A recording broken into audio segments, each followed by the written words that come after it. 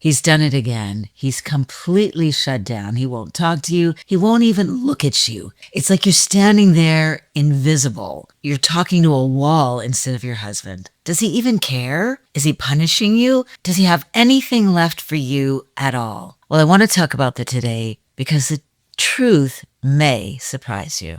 When a husband shuts down in the middle of conflict, we tend to tell ourselves one of two stories. He doesn't care, or he's punishing me. And I get it. That's what it looks like from the outside.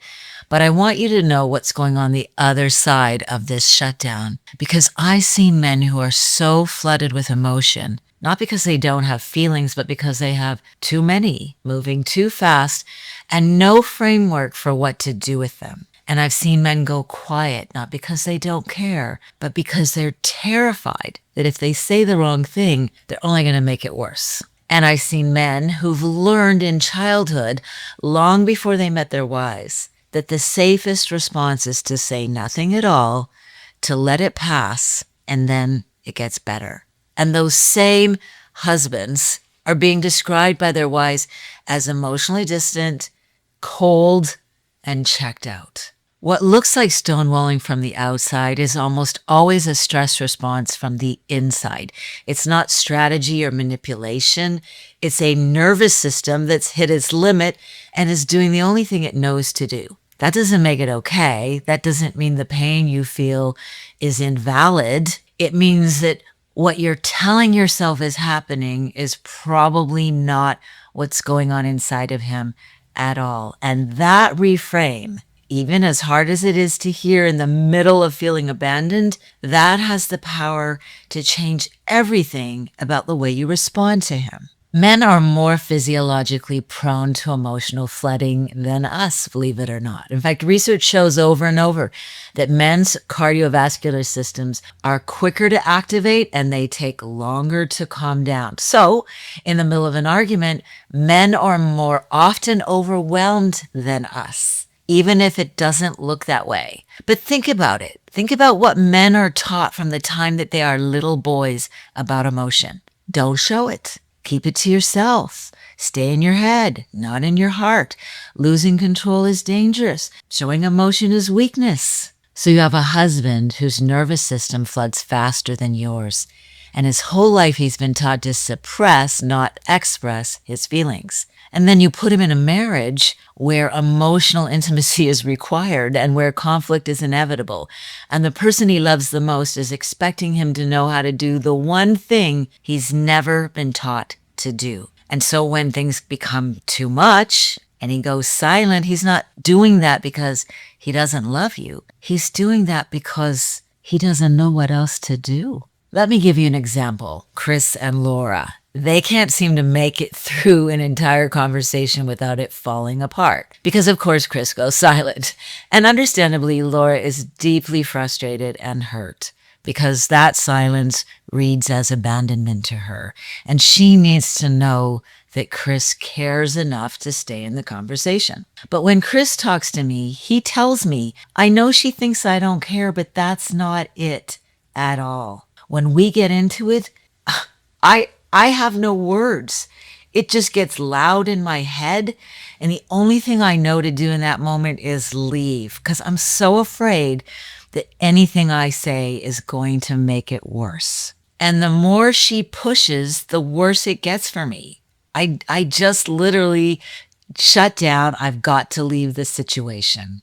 But listen to what happens next. When I ask Chris, does Laura know that when you leave the room or you shut down in the conversation that you're trying to protect her? And Chris goes, I never even thought to say that to her. He seems genuinely surprised by this question. And then I ask Laura, did you realize that when he goes silent, he's not actually indifferent? He's just overwhelmed? And Laura goes quiet for a moment and she goes, no, I just assumed that he was shutting down because he doesn't want to talk to me anymore. I didn't know there was anything else going on. Two people, same marriage, each of them carrying a false story about the other. And neither of them ever stopped to actually ask what's going on the other side of this wall that's been built up between them. once they realized this, then we could give them a tool that would actually help them manage this in their conflict. So the first thing that needs to happen for Chris and Laura is a code word. Okay, this is something that you agree on together when things are calm, not in the middle of a heated argument. Something that says, I'm flooding and I need a small pause. I need a break, 5 minutes, 10 minutes, but I'm coming back. And it's really important that the person who needs that break says that out loud. The spouse needs to hear, you're not abandoning me. I'm not in trouble. You're not doing this to manipulate or control me. You're flooded and you're stepping away to manage your nervous system. And I'm going to manage my nervous system at the same time. We're both going to take some deep breaths. We're both going to calm our brains down, and he's coming back. And it's really important, if you're the one who feels abandoned in these situations, that you let your spouse go. Give him the pause that he's asking for. Don't punish him or weaponize this against him, because this is a powerful tool that allows both of you to reset.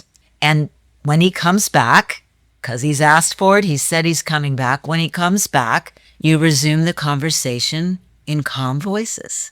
This is one of the most powerful tools I give couples when I work with them, because it reframes this whole shutdown as an opportunity for nervous systems to calm down. And this is one of the most workable patterns that I see with couples. It is not that hard to fix. So Chris and Laura's story can be your story. That's exactly why I created Marriage in Bloom, my 6-month marriage intensive. If you want to know more about this, please sign up for your free private marriage assessment. This is a 60-minute call with me.